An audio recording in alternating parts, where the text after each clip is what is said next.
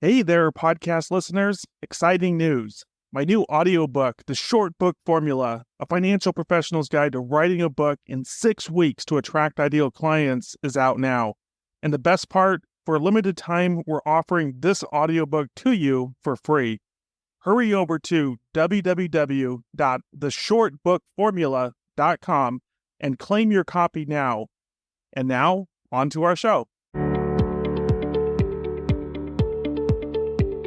As financial advisors, we're always looking for ways to grow our business and make a bigger impact. But sometimes in our pursuit of success, we lose sight of what truly matters, the genuine connections and relationships that make our work meaningful. Our guest today brings a fascinating perspective on how to achieve both impact and authenticity in our industry. Rob Brown, author of Truest Fan, has not only been a top producing advisor himself, but now coaches others to reach new heights in both their business and personal lives. What makes his approach unique is how he weaves together lessons from America's favorite pastime, baseball, with profound insights about living and leading with purpose.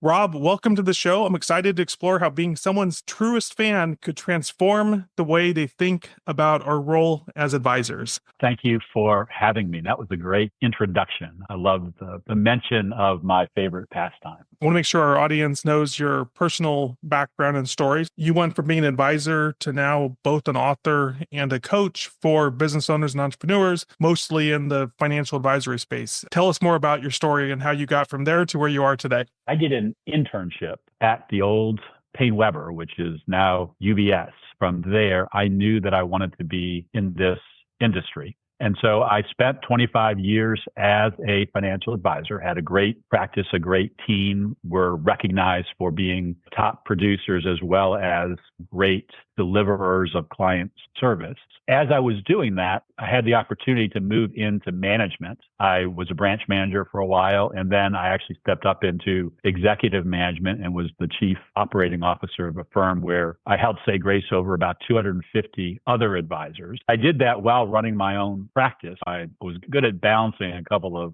different things. But what I realized in doing those things is that what I enjoyed the most was mentoring and coaching those advisors that I was working with. And I took an opportunity, I should say, to step away from management. So the bureaucracy got to be a bit too much for me. And I created a consultancy that I started about 20 years ago to work with advisors, helping them be the best versions of themselves as they grow more profoundly in their businesses. What do you find are the common challenges that the advisors working with you face? Are there any common challenges, similarities between what they're struggling with and what leads them to you? Yes. So most of my clients have had some level of success in the industry. In many cases, they're feeling very fortunate they've had the success that they're having. Maybe they're making more money, serving more people than they ever have before, but they get a little bit of burnout or hit a little bit of a plateau where they're thinking, I've been measuring success for a long time based on assets under management or GDC or recurring revenues, and using that as my only barometer for judging success isn't enough. They want to dig deeper and put some more purpose and meaning into their business. They want to go from being an advisor with a business to being a business owner that is an advisory firm. So they want to make that shift. Just to let our audience know, Rob has a podcast called The Purpose-Focused Advisor. Let's jump into the book a little bit, or the podcast, whichever you want. Kind of frame that out in terms of what the book or what the podcast is driven to do. Yeah. So the book Truest Fan is a series of 7 Truest Fan lessons. And one of the lessons emphasizes the importance of us understanding what part of our work is actually, because it's so easy to work on the distractions, the unimportant things that get in the way. So to me, to have impact, to work towards purpose, you have to be very intentional about what it is you're trying to do, what things that you do in what you do are most important. If you're a successful, high-achieving financial advisor, you probably shouldn't be scheduling your own appointments and answering your own telephone. There are other people who are good at it that you can bring on your team and you can build them up. So you can spend your time with those clients that you want to spend time with, or those prospects that you want to meet, so you can add them to your roster of clients, or your concentrating on building a team, or you want your business to eventually run in a way that it doesn't need you. So there's just so much there, but that starts by being very intentional about what's most important. Where should I be spending most of my time? I follow a system called Entrepreneur's Operating System, or EOS for short, which is fairly popular nowadays. One of the concepts that I like, they talk about having rocks, or every 90 days you establish your rocks. And these are 2 to 7 things that are big goals, objectives, priorities for the next 90 days, things that if you're not intentional about it are likely not to happen. But when you do have that clear focus and you establish them and you don't overwhelm yourself, right? If it's 2 to 7, what can you handle? What I find is that you become much more proactive versus reactive, because to your point, I could come into my office and I could spend all day doing stuff. Then at the end of the day, it's what did I accomplish? And I try to avoid those days. But when I start with, okay, what are the rocks that I have for this quarter? And by extension, what do I need to do on those rocks this week in order to hit my goals? Then it's much more purposeful and everything gets done, right? It gets done naturally. But the big important things is really what should be focused on. You were sharing with me some of the different pillars of your book. What are some of the other pillars of the book that it teaches? The first pillar is that to be a truest fan, you must be your own truest fan. And so I find that many advisors that I meet, even those who have a high degree of success, feel a little bit of the imposter syndrome, that, they're pinching themselves because they don't believe they deserve what they've accomplished, as opposed to the pinching yourself when you are like, you're crushing it, the mojo is right. So self-belief is a really important pillar. Mild and kind words go a long way. We live in a world of frowns. You walk down the street and people look away. They don't say hello. We think about that friend that we haven't talked to in months or years, and we think, gosh, I should call them or I should send them a text. You can do both of those things anytime you want to. So I'm a big believer in sharing smiles, sharing kind words. And so that's one of the most important lessons in the book. And so if you want to take action on that, what I want you to do is I want you to put 5 pebbles or 5 pennies in your right pocket. Every time you smile at somebody, send somebody a note, give somebody an attaboy, move a penny from your right pocket to your left pocket. And then once you've gotten them all in your left pocket, move them all back to your right pocket. I think that's really important, because I think to be purposeful and impactful, we have to be aware of our environment and how we can impact it. You never know when that smile, that kind word just lifts somebody up and it makes a difference not only in their day, but their life, because they're going through something that you don't know. I think my truest fan, I work from home and I have a dog. His name is Potato Chips. And I don't know that he speaks to me, but he smiles at me and I get energized as a result. I think that's why everyone loves dogs, right? Because they're just so friendly and they smile and they wag their tail and they're so excited to see you. Just as I'm thinking about this, though, I think in today's age, many of us are guilty, at least at times, of having our cell phones and just being on our phones and not paying as much attention as we should. So I get totally what you're saying.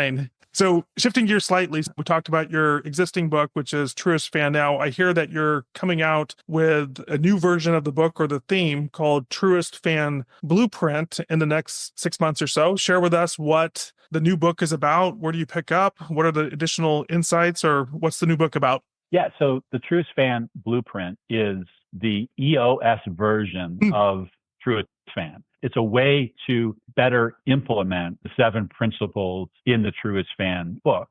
And it's a system that helps, or a framework that helps somebody who is really trying to be more purposeful, more productive, to first understand what it is they really want out of life and just dream like crazy for the long run. And then start pulling that back into, what do I want life to look like in the next 3 years? What are my goals for the next 12 months? And then, as you suggested with the rocks, what am I going to work on the next 3 months? Because we can't work on 100 things at the same time and get them all done. That's how we end up with unfinished projects. I have a sprint process that's part of the blueprint that really helps my clients or somebody reading the book to know, hey, these are the most important things I need to be doing over the next few months. They're going to lead me to my goals this year, probably get there faster. They're going to lead me towards my vision for the next few years and are going to help me accomplish my biggest dreams, no matter how crazy they might seem. So it's a planning framework, a planning system that's based on the Truest Fan principles.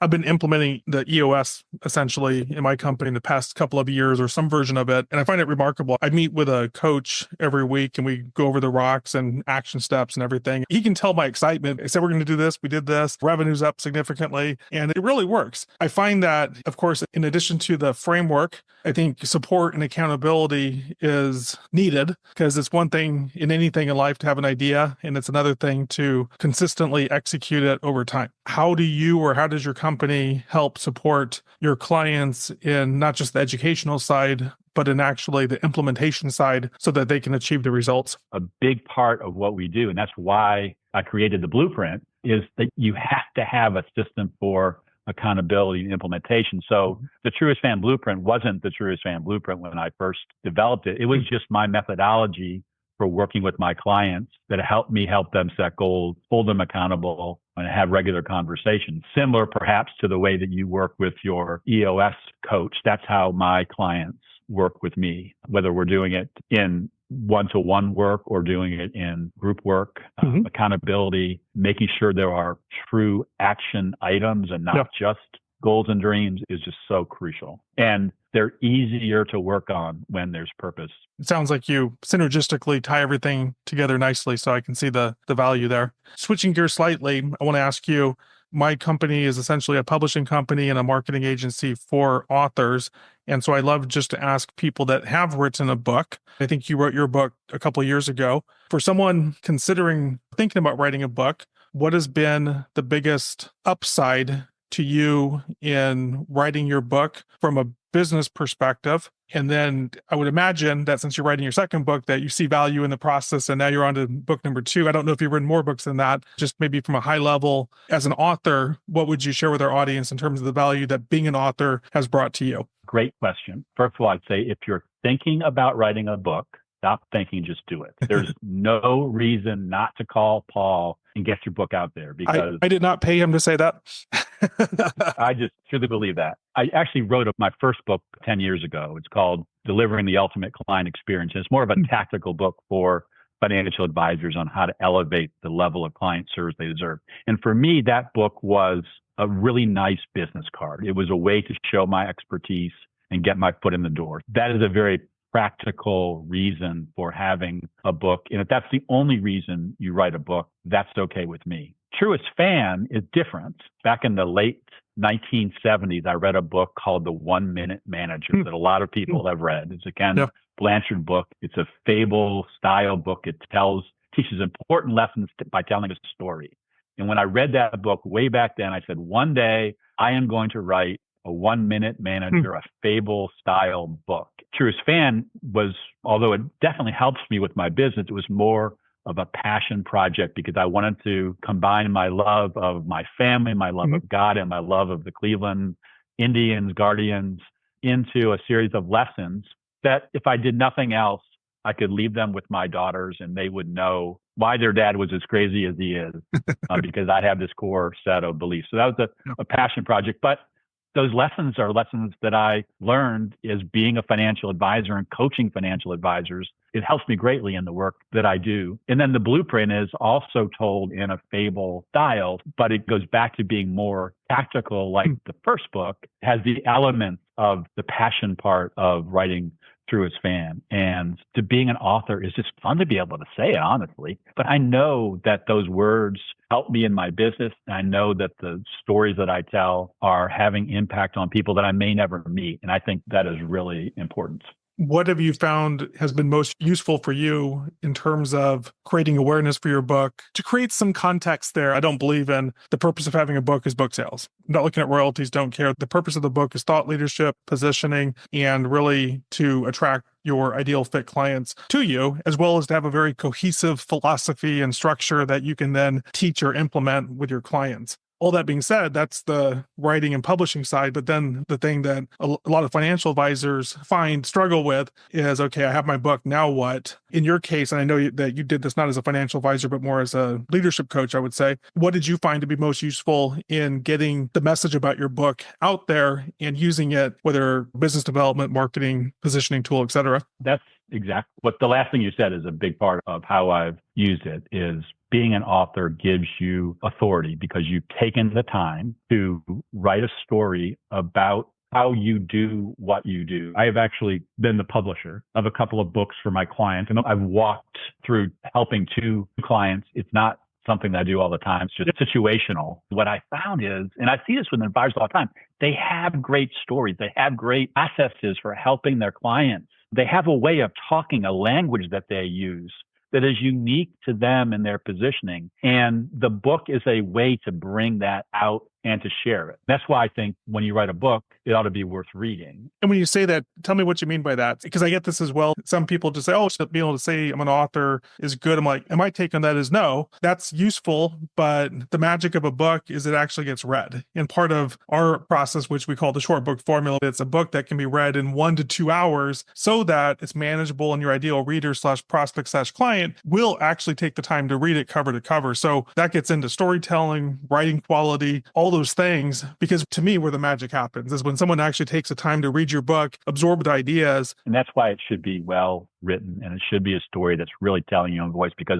it should be something when somebody picks it up, maybe they flip to the middle and just figure, I'm going to see if this is really worth reading. Yep. And the next thing they've read from the middle to the end and gone back to the beginning because they need to figure it all out. So it should be a story we're telling because we all have stories that are worth. We all have very special ways that we serve our clients, whether we're coaches and authors or we're financial advisors helping people through their financial life journey or their personal life journey. And so taking the time to articulate that is really important. Yeah. And I think you nailed it, is that why I like working with financial advisors so much is that typically, especially the more successful ones, they have stories, they have experiences, they have unique positioning. It's somewhat magical when you can capture that in a book and amplify that out there so that I call it your salesperson in print, right? Imagine owning yourself, having the best version of yourself, really, and having people be exposed to that. And then when they show up on your doorstep or your Zoom room, you may have just met them for the first time, but they're already aware of your ideas, your philosophy, your approach. It's such a game changer in so many different ways. I love that. The first book that I helped a client write, this goes back probably 10 or 15 years ago now, is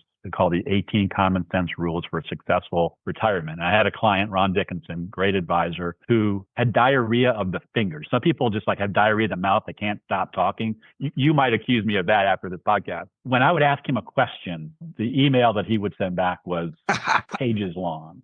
Okay, I haven't heard that before. I've heard diarrhea of the mouth, but not diarrhea of the fingers. And immediately, one person comes to my mind where I get exactly what you're saying. And he had these very strong beliefs in mistakes that people were making when it came to retirement planning. So I said, you need to write a book. And he goes, I can't do that. And I said, yes, you can. And I literally would just ask him a question, get him to fire off an answer. It was something that was prompting what I knew to be his beliefs about retirement planning. Yep. And when we got to the point where it was getting redundant, I said, we have enough rules.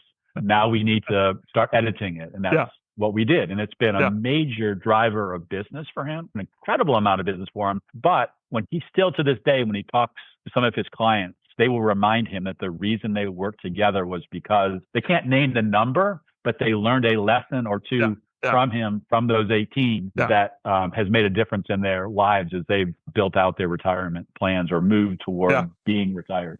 That's awesome. As we wrap up, a couple of final questions. First one, is there any question that I haven't asked you that you'd like to share with our audience? Anything that's top of mind or in your world? I guess I would just very briefly re-echo, if you haven't stopped to take the time to think about what it is you really want, who you are and why you do what you do, carve out some quiet time, turn off the cell phone, shut the computer down, and just journal on that and dream about who it is you are and what you want to be and become and the way that you serve your clients or where you're there for your family, the causes that you care about. I just think that's so important. It can make a huge difference in just setting direction and tone and making us more authentic versions of ourselves.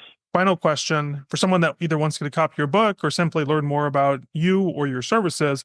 what is the best place or places for them to go to? Okay, two things. One, you can just go to truestfan.com, and on the website, you can learn about my coaching. It links out to be able to get a copy of the Truest Fan book, or you can go to truestfan.com/scorecard. I call it a business optimization scorecard, and it walks advisors through my process for coaching by helping them answer questions about themselves and their businesses so they can create a score. These are areas that I'm doing really well and I need to do more of them. These are some areas where I have some gaps and I need to spend some time there too. And so get the scorecard. That'd be another great way to connect. Fantastic. It was great talking today. I enjoyed the conversation and I'm looking forward to being a guest on your podcast in the near future. Yes, I think it's just around the corner. All right. Sounds good. Thank you, Paul.